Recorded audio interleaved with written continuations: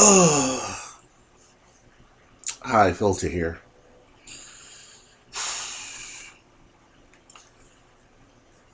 I really wasn't thinking about this. I was trying to shy away, but recent events have brought me back to this point.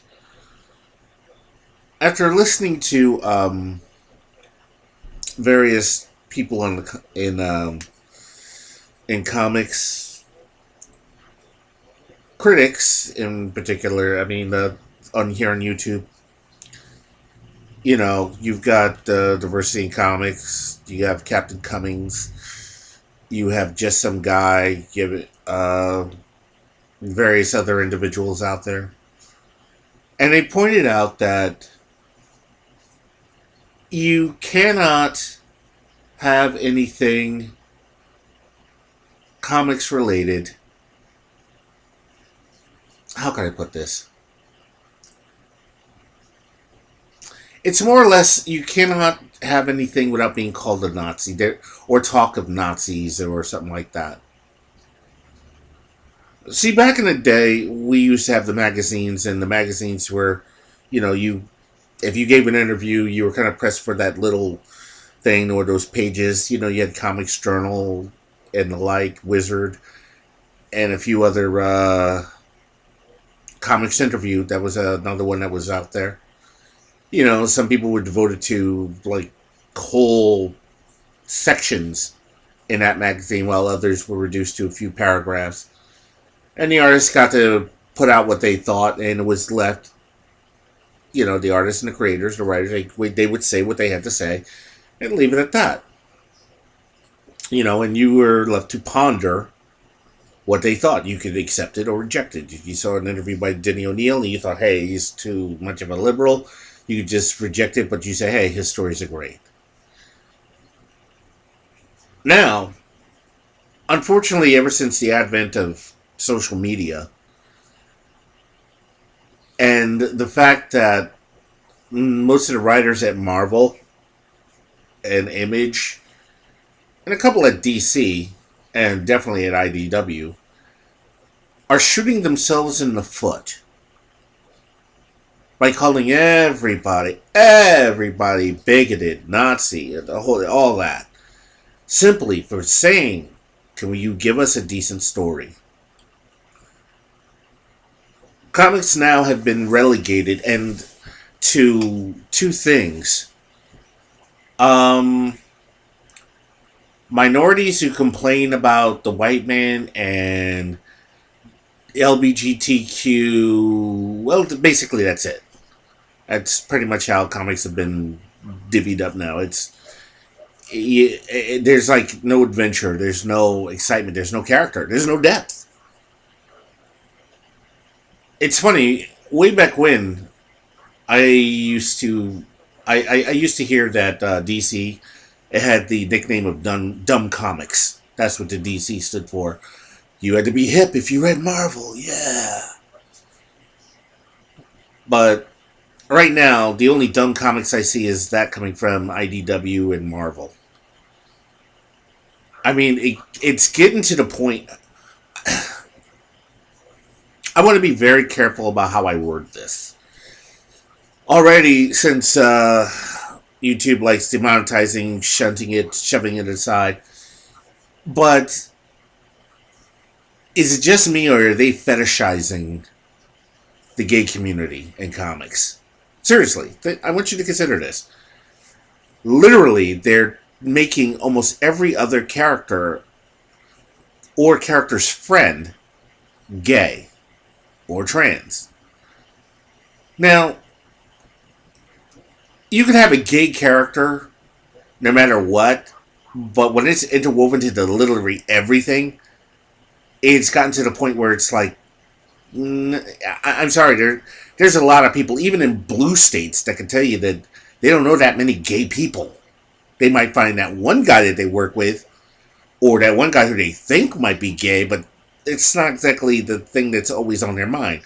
Now, picture this into a superhero community, which is supposedly, if it was real, is a much tinier minority, and yet it's overrun with a lot of gay and lesbian characters, particularly lesbians. That seems to be this weird thing that's going around, you know.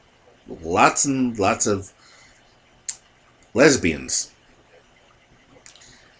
Like I said, it seems like a fetishization. And then when you point out that the stories have no depth, all you're doing is shoving characters in there saying, hey, look, they're gay. Hey, look, they're trans. And when you say, hey, this character has no depth, they accuse you of bigotry. And this is, again, this is going to kill. What am I talking about? It's already killing it right now. It's just dead man walking. The comics community. It's right now. It's dead man walking. You've got a company right now that's barely hanging on in the form of Marvel, and the only thing keeping that afloat is these movies and the TV shows. And even when you look at DC, their TV shows are the same. It's like even their shows, Legends of Tomorrow, Arrow, Flash, Supergirl. A lot of lesbians. Again, they're fetishizing lesbians. So, I don't know how the industry is going to survive in the next 10 years. I don't know whether it's going to go back to the transient kitty stuff that Harlan Ellison used to describe. I really just don't know. What I do know is that we as fans are continuously being alienated by writers and artists and others who try to pass themselves off in the comics community. Those who consider themselves writers and the like, and bleeding cool. I mean, how long can you keep up this outrage? Eventually, your calling everybody Nazi will get so old, so tiresome, that they're just not going to bother anymore. And basically, the sales of the books are showing it. Now, I really honestly hope that this video gets some views, and I don't get some demonetization from YouTube because of whatever, because I'm not even using profanity here. But I want you to consider, also YouTube, people can think for themselves. Just like every other comic reader. We think for ourselves, and it's not going to hurt our sensibilities to hear bad words. If that makes any sense. But enough about YouTube. What I'm really getting at is I want to get back to comic books. But I'm finding it difficult every time I pick one up and I get preachy, far left garbage.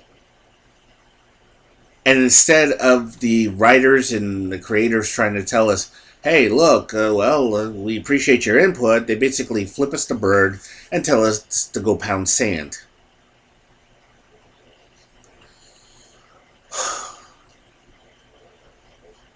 I don't know. Maybe we should have done this as a live stream. Maybe get some feedback. I don't know. But until then, I'm Filter. If you rate this video if you like, leave a comment below. And until then, later.